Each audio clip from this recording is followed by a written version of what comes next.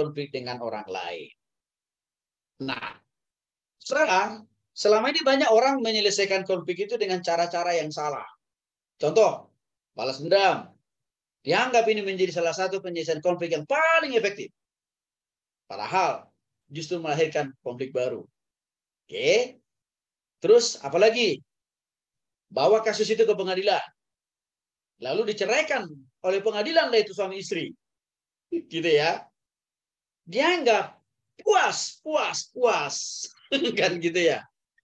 Tapi kalau sudah menyadari sebenarnya nggak ada yang untung, tapi buntung. Karena kenapa? Harus buang-buang uang untuk sewa pengacara kan begitu. Buang-buang waktu, tenaga, pikiran, macam-macam. Belum lagi masa depan anak-anak hancur berantakan. Ya, semua pola-pola yang seperti ini menjadi cara yang dilakukan oleh mayoritas orang, termasuk orang Kristen, dalam menyelesaikan konflik. Hasilnya tidak lebih baik, bahkan lebih buruk, bahkan semakin buruk. Ya, karena kenapa? Karena masih muncul ekses negatif daripada konflik itu sendiri.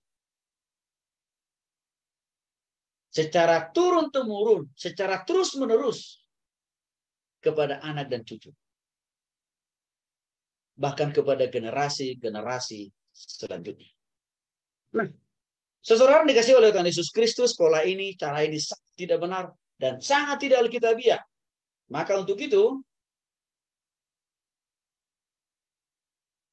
dalam bagian ini, firman Tuhan akan menolong kita.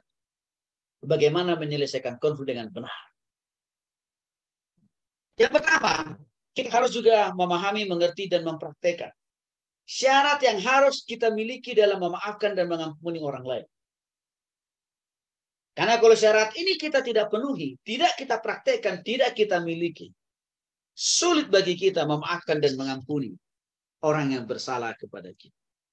Yang pertama, syarat yang harus dimiliki setiap orang Kristen, orang percaya, dalam memaafkan dan mengampuni orang lain. Kita harus sudah sungguh-sungguh mengalami dan menerima pengampunan dari Tuhan.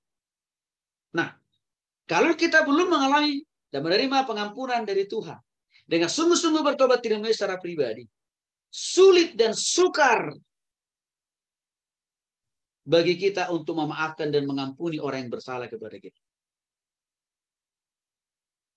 Tetapi, kalau kita sudah mengalami dan menyelami pengampunan yang Tuhan berikan, dengan sungguh-sungguh bertobat tidak secara pribadi, maka kita akan dimampukan dan dikuatkan, diteguhkan oleh Roh Kudus, memaafkan dan mengampuni orang yang bersalah kepada kita. Sebab Roh Kudus yang ada di hati kita lah yang memampukan kita, yang mendorong kita, yang meneguhkan kita untuk mengampuni orang itu, bukan karena kekuatan kita sendiri. Maka dengan demikian, saudara yang dikasih oleh Tuhan Kristus, tidak lagi berlaku istilah, buat apa saya harus maafkan dia? Orang dia yang bersalah, dia dong yang datang memaaf dan minta maaf kepada saya. Tidak lagi berlaku paham dan pemikiran seperti ini. Kalau kita sudah sungguh-sungguh mengalami kasih dan pengampunan Allah, artinya kalau kita sudah sungguh-sungguh bertobat kepada Kristus, tidak lagi kita bersembunyi di balik, oh bukan saya yang salah, orang dia yang salah. Karena Roh Kudus serta-merta akan menggerakkan hati kita. Supaya apa? Hati kita beres, tuntas, bersih, damai di hadapan Tuhan. Maafkan dia. Maka untuk itu saudara yang dikasih oleh Tuhan Yesus Kristus, setiap orang supaya dia dimampukan, dikuatkan, diteguhkan, ditolong oleh Roh Kudus, memaafkan dan mengampuni orang. Orang itu harus mengalami kasih dan pengampunan Allah dengan sungguh-sungguh bertobat tidak mayu secara pribadi. Memaafkan, melupakan, dan menerima kembali orang bersalah kepada kita merupakan tanda bahwa kita memang sungguh-sungguh sudah benar-benar merasakan kasih, pengampunan, dan pemaafan dari Tuhan itu. Itu bukti konkret. Ya, kalau kita bisa maafkan, mengampuni orang lain. Jadi kalau ada orang Kristen mengatakan, saya sudah bertobat terima Yesus, tapi maaf Pak Tony, saya nggak bisa memaafkan dan mengampuni orang lain. Saya seringkali katakan kepada mereka, rasanya patut dipertanyakan, patut diragukan. Apakah Anda sudah sungguh-sungguh bertobat tidak baik secara pribadi? Jadi, saudaraku, kalau Yesus rela memaafkan dan mengampuni kita, maka pengampunan yang Yesus berikan, pengampunan yang sudah Yesus lakukan, Tuhan Yesus mau juga kita harus praktekkan itu waktu kita menghadapi orang yang bersalah kepada kita. Kolose pasal 3:13, sabarlah kamu seorang terhadap yang lain, dan ampunilah seorang akan yang lain apabila seorang menaruh dendam terhadap yang lain, sama seperti Tuhan telah mengampuni kamu. Kamu perbuat juga lah demikian. Nah, saudaraku yang dikasih oleh Tuhan Yesus Kristus, ya, kalau kita memang belum mengalami kasih pengampunan Allah dengan sungguh-sungguh, dengan benar-benar, dengan bertobat tidak secara pribadi, maka memang sulit buat kita untuk memaafkan dan mengampuni. Jadi, hanya orang yang sudah sungguh-sungguh bertobat tidak Yesus, yang sudah mengalami dan menyelami kasih dan pengampunan Allah, yang pasti akan dimampukan oleh Roh Kudus untuk memaafkan dan mengampuni orang lain. Untuk itu, saudara-saudara yang dikasih oleh Tuhan Yesus Kristus, kalau saya melayani orang yang sedang berkonflik suami istri, langkah yang pertama dan yang utama yang saya lakukan kepada mereka adalah bukan langsung memaafkan dan mengampuni pasangannya, bukan. Itu yang kedua itu. Langkah yang pertama yang saya lakukan adalah saya tantang dulu mereka untuk sungguh-sungguh mengalami kasih dan pengampunan Allah. Dengan apa? Saya tantang mereka bertobat sungguh-sungguh terima Yesus secara pribadi dalam hati mereka. Itu dulu yang pertama dan yang utama. Setelah itu, lalu saya dorong mereka untuk memaafkan dan mengampuni orang lain. Sehingga mudah mereka untuk saling memaafkan dan mengampuni. Ya, jadi ini perlu, saudara, kita praktekkan dalam melayani orang. Bimbing dulu dia, injili dulu dia bertobat terima Yesus. Supaya Roh Kudus yang ada di hatinya memampukan dia, menguatkan dia, menopang dia, menolong dia untuk memaafkan orang yang bersalah kepada dia. Yang kedua, kita harus lebih dahulu memaafkan diri sendiri. Apa maksudnya memaafkan diri sendiri? Kita harus bisa menerima dan berdamai dengan masa lalu kita. Serta mengatasi semua rasa bersalah kita dan menangani ketidakpuasan di dalam diri kita. Artinya begini, saudara. Kita harus belajar mensyukuri apa saja kelebihan dan potensi kekurangan yang ada dalam diri kita. Kita harus mensyukuri itu. Kita harus menerima itu dengan leluasa. Karena memang Tuhan tidak pernah menciptakan kita sama dengan orang lain. Kita beda dengan orang. Kalau orang lain punya kelebihan, Tuhan juga berikan kita punya kelebihan. Jadi proses penerimaan diri itu menjadi penting. Jadi, kalau kita masih suka menghakimi orang lain dan menyalahkan, ya, sekali lagi, minta maaf. Kalau kita masih suka menghakimi dan menyalahkan diri kita terus-menerus, sebenarnya ini juga tidak sehat. Ini juga tidak baik. Apalagi kalau kita sudah mengalami kasih dan pengampunan Allah, apalagi kalau kita sudah sungguh-sungguh bertobat tidak Yesus kan. Seharusnya kita berhenti, jangan lagi menghakimi diri sendiri, menyalahkan diri sendiri. Bahaya ini. Kalau kita selalu menganggap diri kita tidak berguna, sia-sia hidup di dunia ini, tidak ada manfaatnya, tidak ada kegunaannya, tidak ada signifikansinya, wah ini akan bisa fatal. Fatalnya apa? Orang ini bisa depresi dan ujungnya bisa bunuh diri. Dan semua itu tanda, bukti bahwa dia belum mengalami kasih dan pengampunan Allah. Artinya Pak, belum sungguh-sungguh bertobat nama Yesus. Belum. Maka pertobatan kepada Yesus itu menjadi hal yang paling awal dulu itu. Supaya apa? Bisa berdamai dengan diri sendiri. Tidak lagi menghakimi dan menyalahkan diri sendiri. Ya. Nah, saudara dikasih oleh Tuhan Kristus. Contoh, seorang ibu begitu marah pada suaminya yang pernah berselingkuh.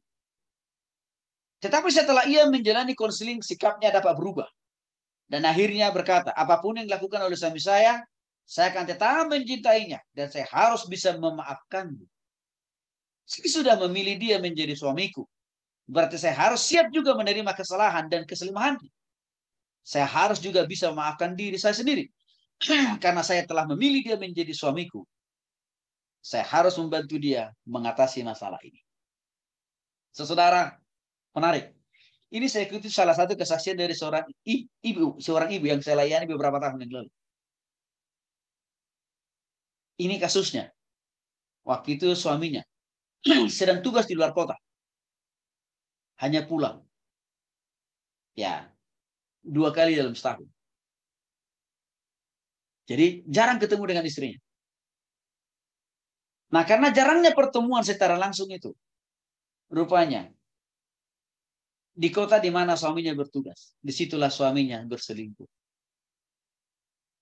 Dan yang lebih parah, saudaraku, bukan hanya perselingkuhan yang dilakukan oleh suaminya, tapi suaminya rupanya juga sudah mengidap penyakit HIV/AIDS.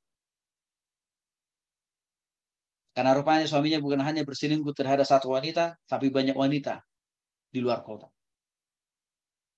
Nah, waktu sang istri mendengar berita itu, awalnya kecewa berat. Marah besar terhadap sang suami. Tapi suatu saat, si istri dan suami ini datang. Lalu saya konseling mereka. Saya dengar semua apa kemarahan istrinya. Saya dengar semua apa dosa-dosa suaminya. Saudara yang dikasih oleh Tuhan Yesus, langkah yang pertama yang saya lakukan lagi-lagi adalah menginjili mereka berdua. Supaya sungguh-sungguh mengalami kasih dan pengampunan Allah.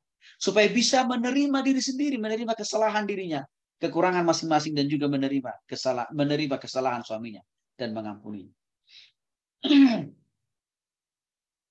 Lalu setelah saya bimbing mereka bertobat terima Yesus, saudaraku, lalu saya katakan kepada istrinya, ibu, suami ibu memang jahat.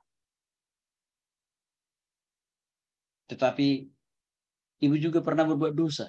Walaupun mungkin bentuk dosanya beda dengan suami ibu. Walaupun mungkin dosa yang ibu lakukan tidak pernah merugikan orang lain. Tapi dosa di hati, di pikiran, dan perasaan. Pernahkah ibu lakukan? Sang ibu ini juga mengaku, iya. Berarti kalau begitu ibu, suami ibu bersalah, berdosa. Karena sudah berzina. Tapi ibu juga melakukan dosa yang lain juga. Berarti posisi ibu dengan suami ibu sama juga. Yang kedua saya katakan begitu. Di samping memang ada kesalahan yang begitu banyak yang dilakukan oleh suami ibu. Saya tanya, apakah ibu juga merasa sebagai istri ada peran yang tidak dilakukan dengan maksimal hubungannya dengan suami selama ini? Lalu si istri katakan, jujur Pak Tony, saya juga selama ini memang menganggap suami saya tidak dapat diandalkan. Bukan suami yang sempurna. Bahkan suami saya sering saya bentak-bentak. Sering saya perlakukan dengan kata-kata kasar.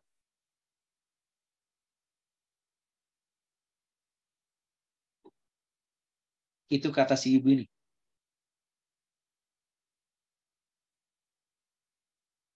Berarti kalau begitu ibu juga berarti ibu juga berkontribusi sebenarnya atas kejahatan yang suami ibu lakukan. Di samping memang suami ibu sangat jahat, saya bilang. Berarti kalau begitu, pilihan ada di tangan Bapak Ibu. Mau memperpanjang masalah ini dengan cerai, atau mau mengakhiri masalah ini dan kembali rujuk. Dengan cara itu, Tuhan masih punya banyak berkat yang pasti bisa Tuhan curahkan bagi rumah tangga Bapak Ibu.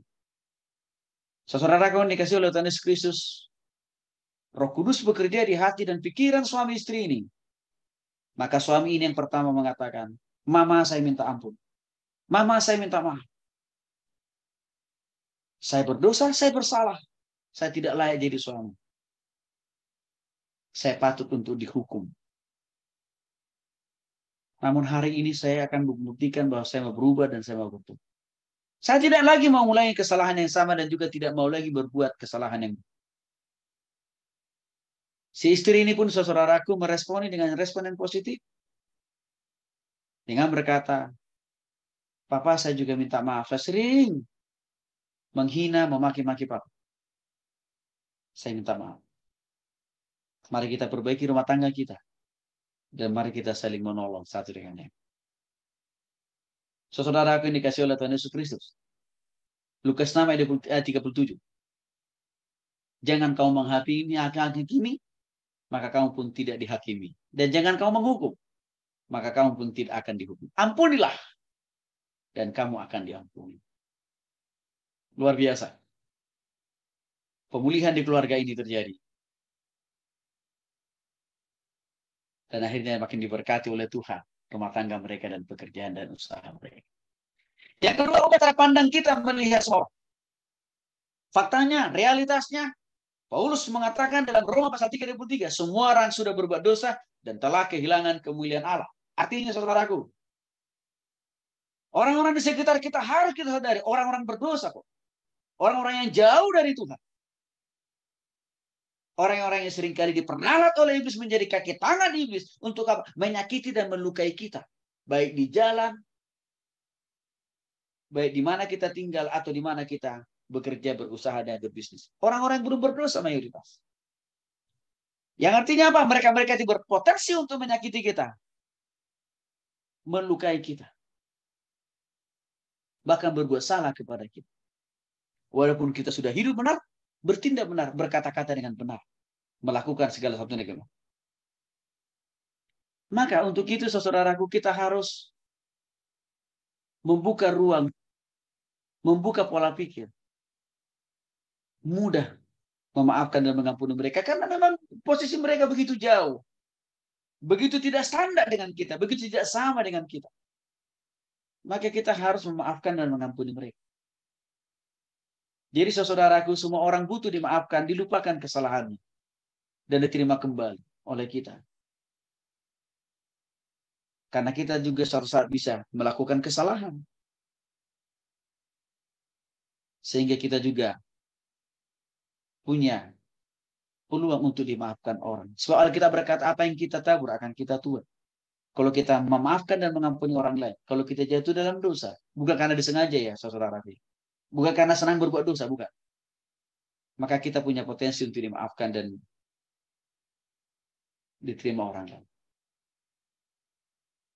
Kalau kita selalu mempersalahkan orang, padahal nyatanya mereka memang masih salah karena masih hidup dalam dosa kan, maka kita bisa sakit sendiri gitu. Maka kita ambil jalan termudah. Udah di Tuhan, memang ya orang berdosa begini.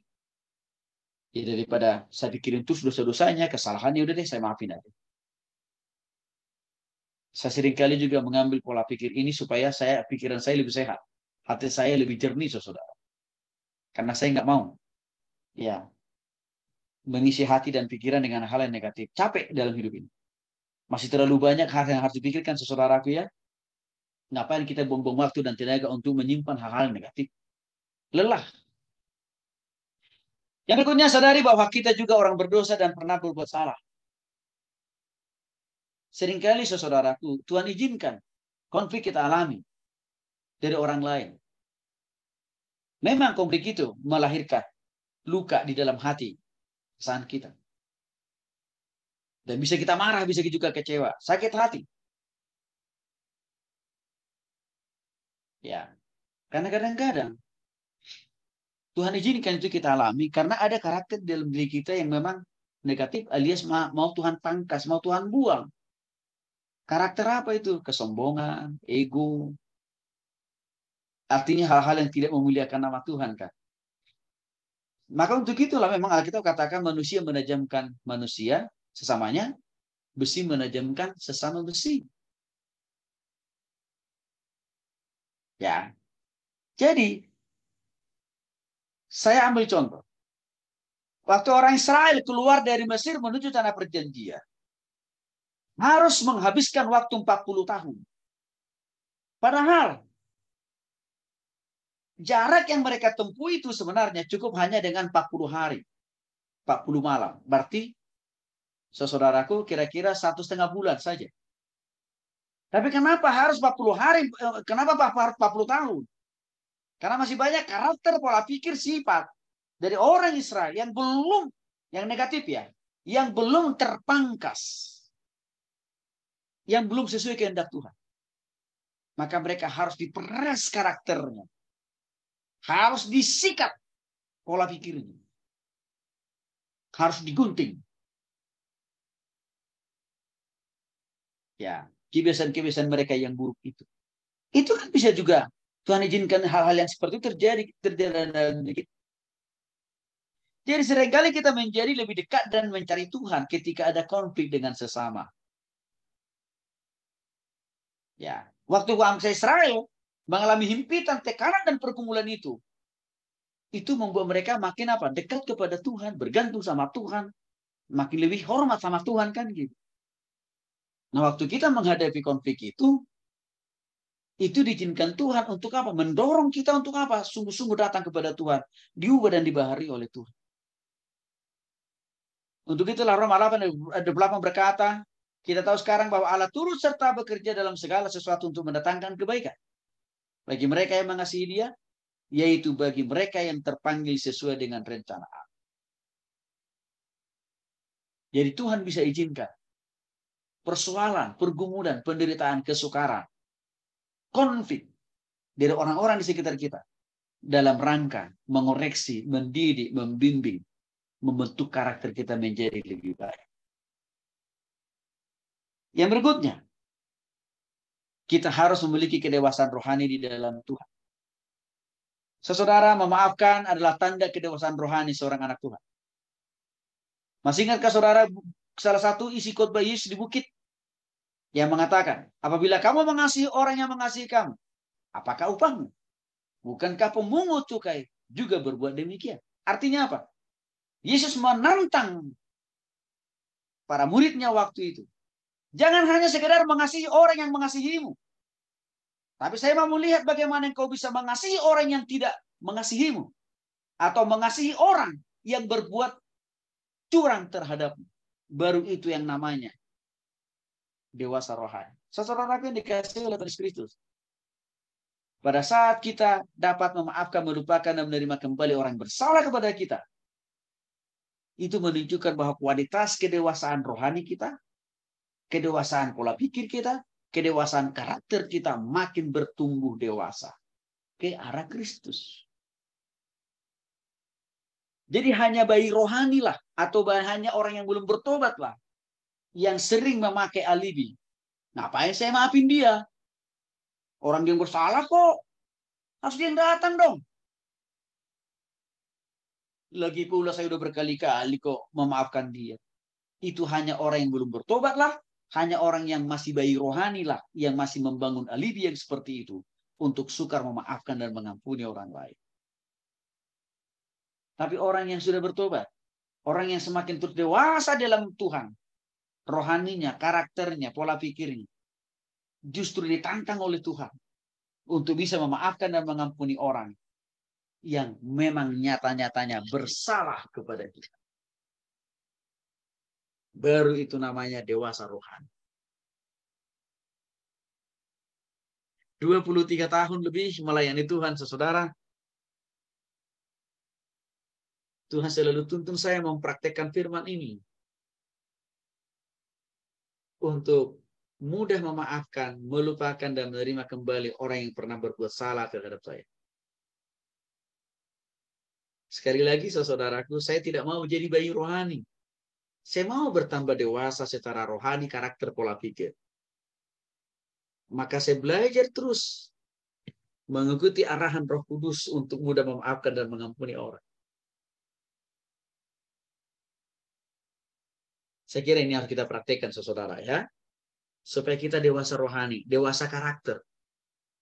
Ya, dewasa dalam semua hal dalam totalitas hidup ini. Jadi memaafkan, mengampuni orang bukan kekalahan sebenarnya, tapi kemenangan kok. Ya. Yang berikutnya, perlu kita juga memahami proses menyelesaikan konflik dengan orang lain. Ada beberapa proses atau tahapan yang perlu kita pahami dan juga kita perlu praktekkan dalam menyelesaikan konflik dengan orang lain. Yang pertama, menyelesaikan konflik secara pribadi, alias 4 mata. Oke. Pada saat kita sedang disakiti oleh orang lain, langkah terbaik yang seharusnya kita lakukan, panggil orang itu, saudara. Ya. Jangan langsung permalukan di hadapan banyak orang. Atau jangan langsung maki-maki dia itu di media sosial. Jangan. 4 mata dulu. Berarti berdua kan, saudara. Setelah kita ada bicara berdua, ya, lalu kita sampaikanlah kepadanya apa yang kita rasakan tentang dampak dari apa yang dia katakan terhadap kita. Kita ungkapkan saja. Di bagian mana kita merasa tersinggung dan sakit hati dari kata-kata yang diucapkan oleh dia. Berdua.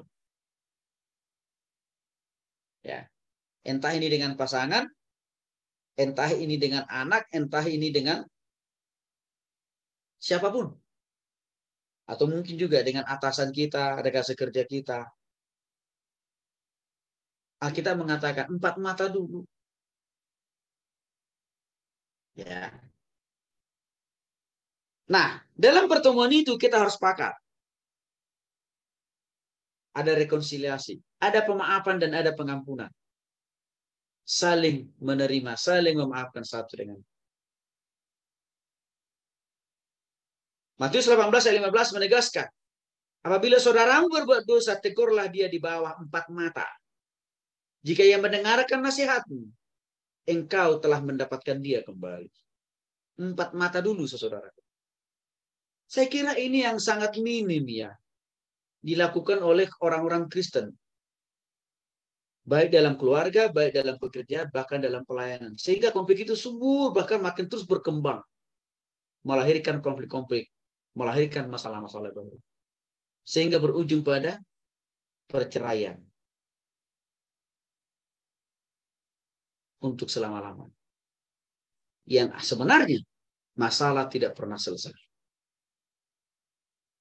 Jadi mari saudara, 4 mata dulu. Berdua dulu. Ini langkah-langkah yang dilakukan oleh firman Tuhan. Diajarkan oleh firman Tuhan kepada kita. Yang kedua, proses kedua.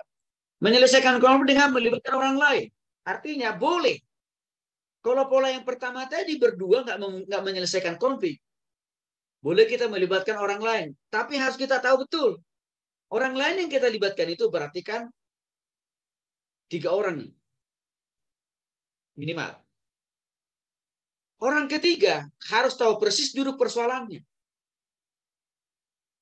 Dan kehadiran orang ketiga harus punya semangat menjadi apa? Mediator, juru damai. Maka semangatnya harus sama seperti kita apa? Menyelesaikan masalah dengan tuntas. Bukan memperbesar. Bukan menciptakan masalah baru.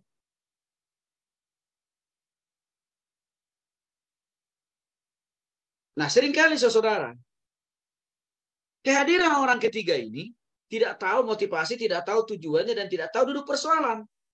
Sehingga apa? Kehadiran dia justru memperuncing masalah antara 2 orang. Misalkan kalau itu masalah suami istri. Orang ketiga itu misalkan orang tua atau orang tua laki-laki atau mertua. Tidak tahu duduk persoalannya. Dan juga dia tidak punya kerinduan mendamaikan anaknya. Maka pertemuan itu menjadi ajang untuk apa? Merencanakan perceraian. Dan ini salah. Motivasinya harus benar. Ya. Mau menyelesaikan persoalan.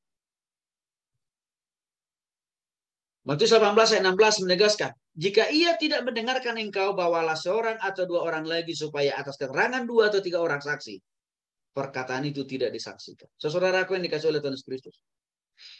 Tahun yang lalu, saya kebetulan melayani suatu keluarga. Ini suami istri ini sudah pisah ranjang. Hampir 5 tahun. Kebetulan mereka ekonominya mapan karena pengusaha. Nah, si suami ini selingkuh. Dan karena itu istrinya menuntut minta cerai.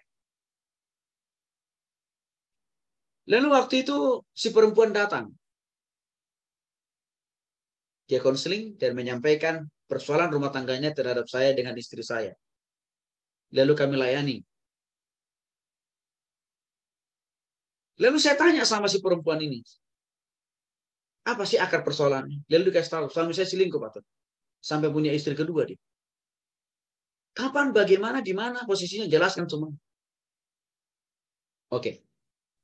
Lalu apa target rencana ibu? Saya minta dicerai sama suami saya. Maka saya sudah minta pengacara saya untuk menghitung harta gono gini yang kami punya setelah jadi suami istri, dan saya minta jatah saya harus lebih besar, kata si perempuan ini. Lalu saudara, saya tanya begini, ibu yakin kalau suami ibu cerai, kalau tuntutan ibu bercerai dengan suami ibu akan jauh lebih baik rumah tangga ibu? Kalau sekiranya pun ibu dapat bagian yang lebih besar karena anak-anak ikut ibu, ibu yakin itu akan lebih membahagiakan ibu?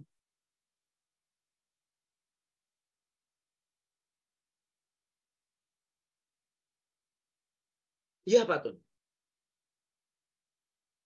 Saudara akan dikasih oleh Tuhan Yesus Kristus, saya bisa katakan dengan jelas, tegas, dan lugas. Firman Tuhan berkata, apa yang dipersatukan oleh Tuhan tidak dapat dipisahkan oleh manusia kecuali oleh karena kematian.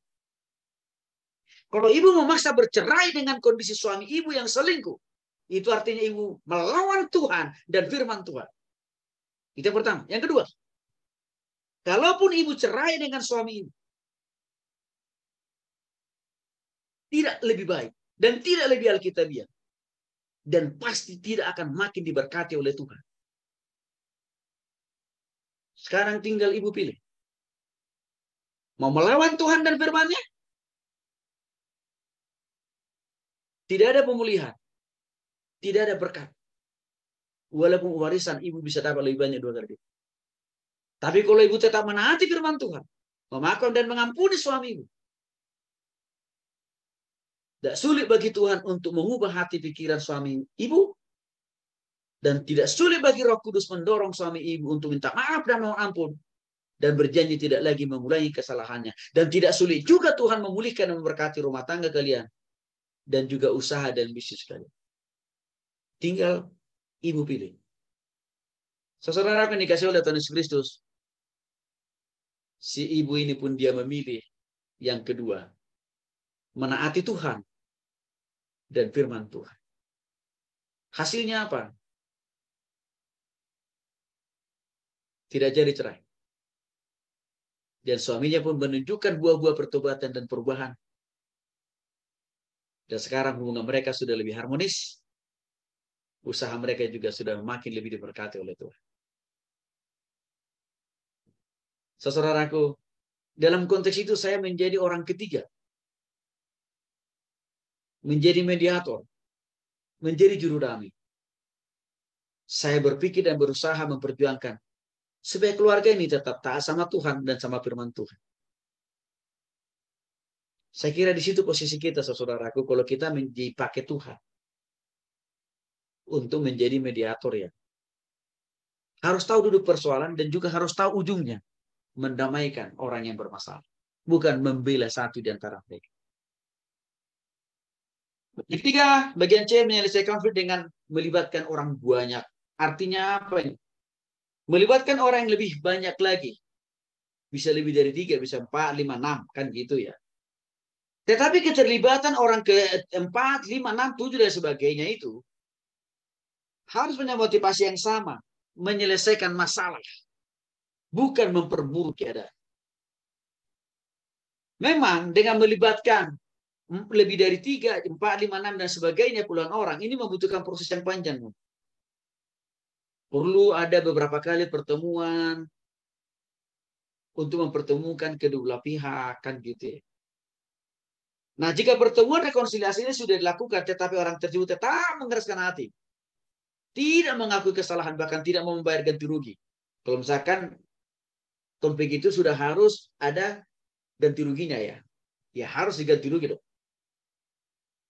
Tetaplah Anda memaafkan dan melupakan kesalahan orang tersebut. Biarkan Tuhan melakukan bagiannya untuk menghukum orang tersebut. Artinya apa?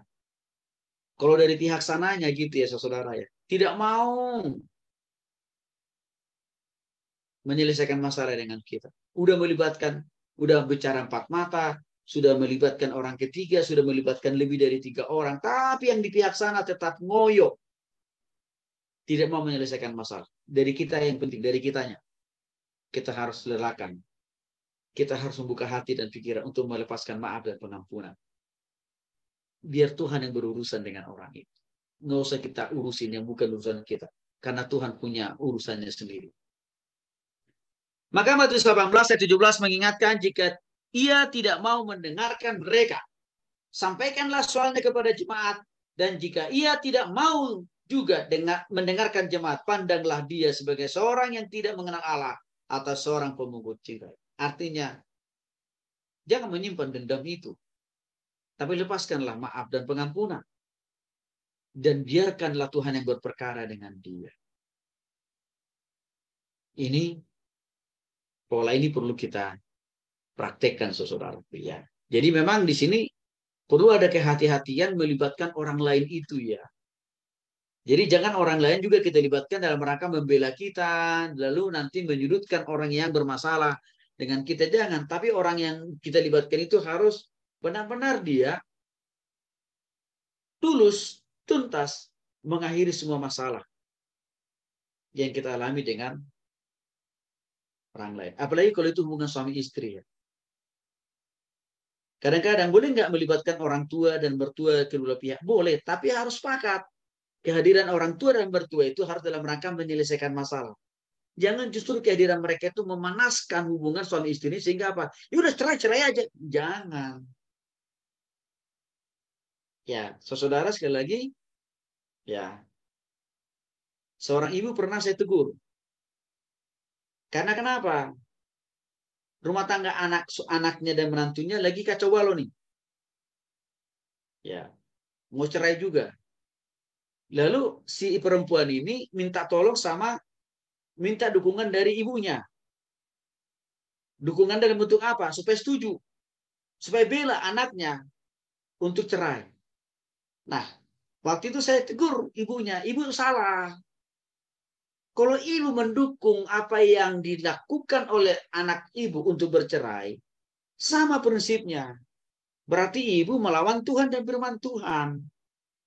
Berarti ibu juga bisa dituntut pertanggungjawaban oleh Tuhan.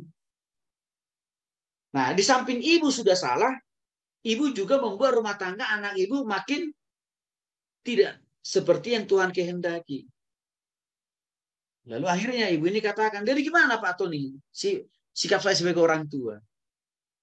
Sikap dan posisi ibu harus sesuai dengan firman Tuhan. Yaitu apa? Rujukkan kembali, damaikan kembali anak dan menantu ibu. Kalau menantu ibu yang misalkan bersalah, tolong juga anak ibu ini untuk bisa memaafkan dan mengampuni.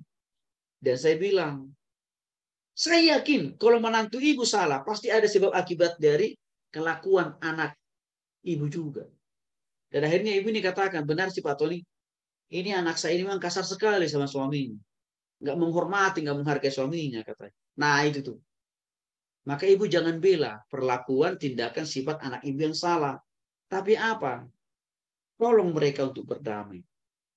Nah, saudara, di situ pentingnya saya katakan tadi kehadiran orang-orang lain dalam menyelesaikan konflik itu harus dalam rangka mendamaikan, bukan memperbesar.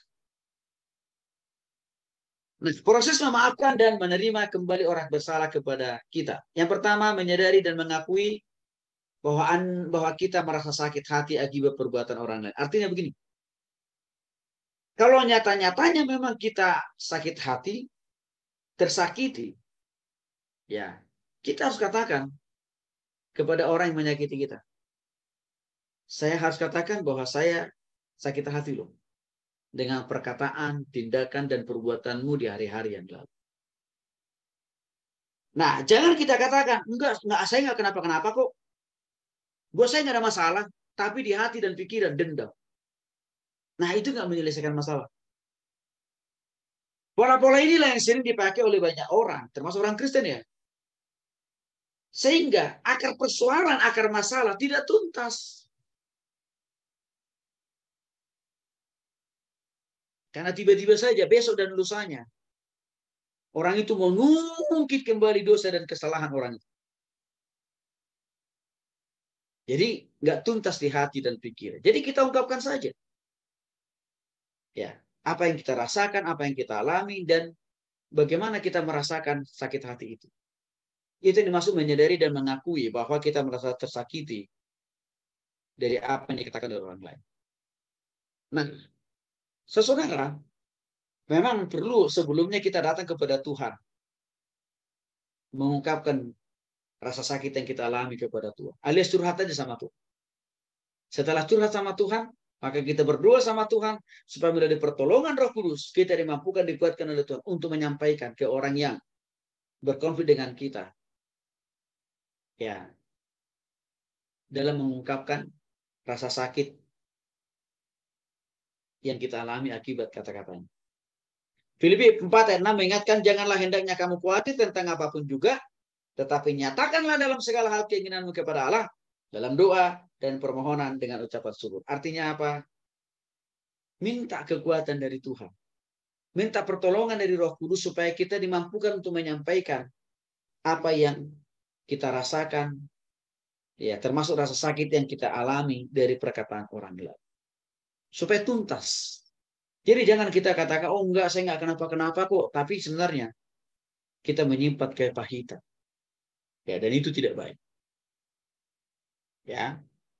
Nah, saudara yang dikasih oleh Tuhan Yesus Kristus, sekali lagi, waktu saya mengkonseling keluarga pasangan suami istri, saya tanya betul.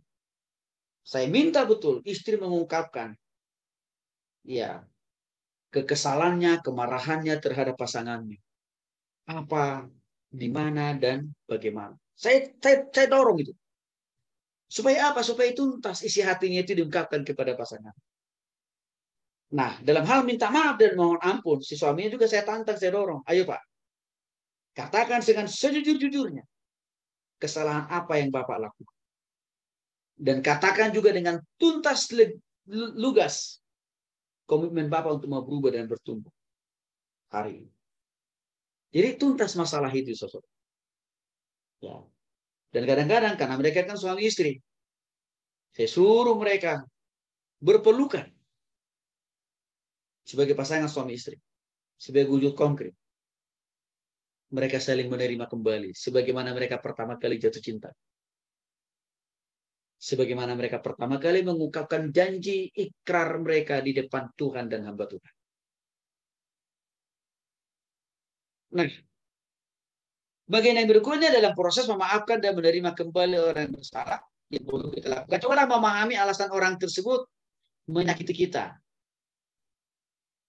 Nah, kita akan bisa memaafkan, melupakan, dan menerima kembali orang lain bila kita mengulurkan tangan kepada orang yang bersalah kepada kita. Artinya begini, saudara. Cobalah dulu kita membuka perspektif kita lebih luas lagi. Di samping orang ini memang punya kesalahan, tapi coba kita lihat. Pasti ada dalam diri orang ini nilai-nilai positif. Hal-hal yang positif. Ya. Di samping memang ada hal-hal yang negatif dari dirinya yang melukai kita. Tapi mari coba kita juga lihat. Ya. Ada hal positif lain kan pasti ada dalam diri orang itu. Kadang-kadang yang menyebabkan kita susah memaafkan, mengampuni orang lain, kita begitu mudahnya lupa atas hal-hal yang baik, atas hal-hal yang benar dari yang dilakukan oleh orang yang pernah menyakiti kita ini. Lalu yang selalu kita ingat adalah hal-hal yang buruk. Padahal dulu kita begitu dekat dengan orang itu. Tapi tiba-tiba hanya dengan satu kali aja dia melakukan kesalahan, langsung kita hapus total semua perbuatan baik. Kan nggak objektif juga lah.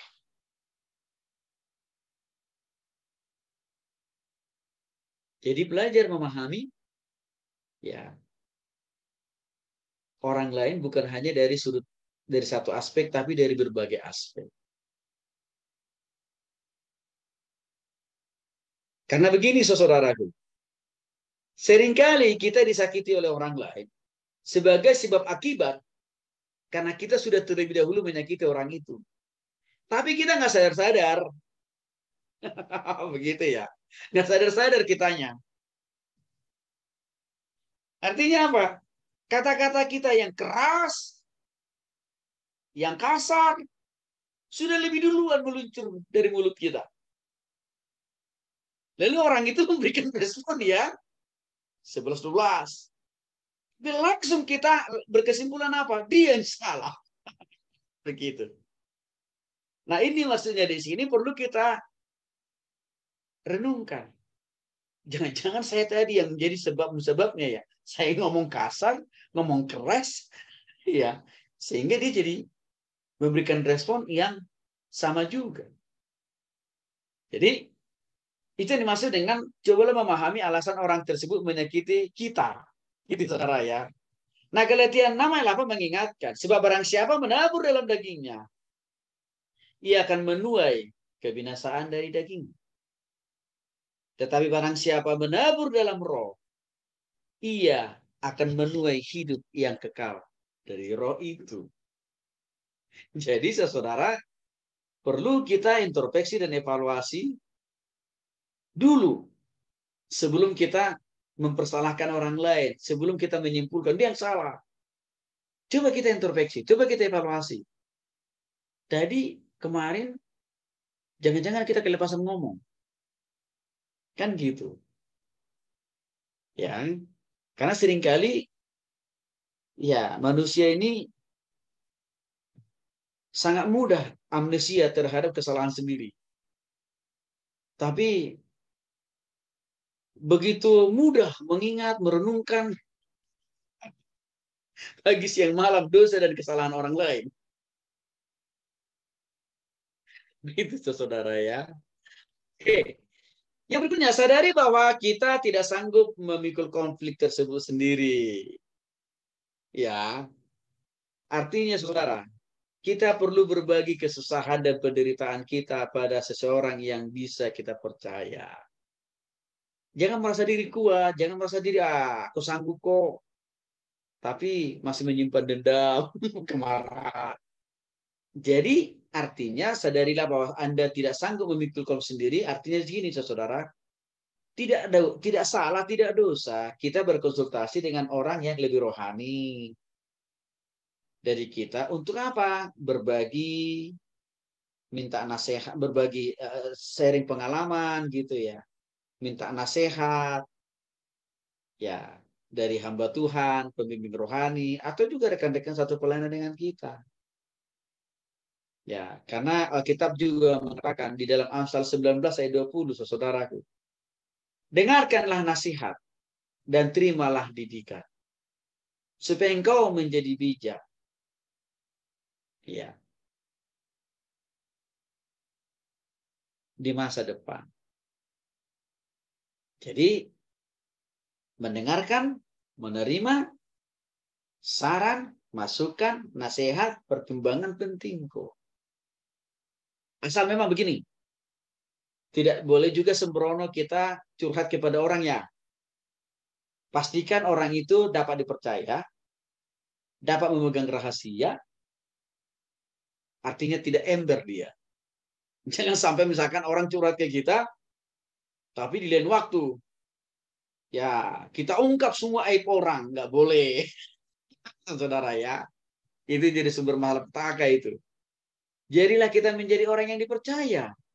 Dengan cara apa? Menyimpan rapat-rapat pergumulan, persoalan, ataupun aib orang lain. Ya. Dan itu hanya bisa diperbincangkan dengan orang yang punya masalah dan juga dengan Tuhan loh, saudara. Kalau misalkan kita tidak bisa kasih solusi, lalu kita mau konsultasikan dengan orang lain, nggak usah sebut nama lah. Nggak usah sebut nama orangnya kan. Kalau kita mendapatkan saran, kalau kita mau konsultasikan dengan orang lain lagi. Supaya apa? Supaya kita terjagai nama orang itu. Ya.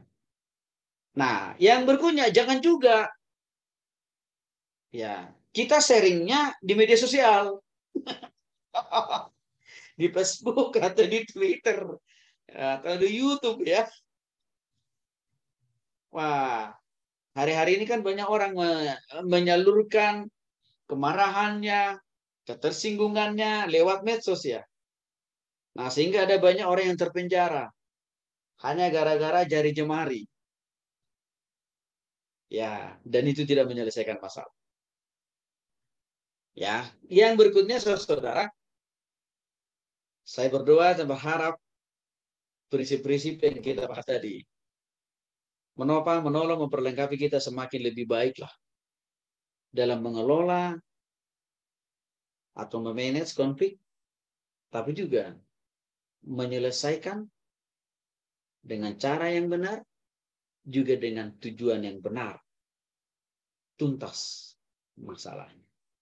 Tuhan Yesus memberkati.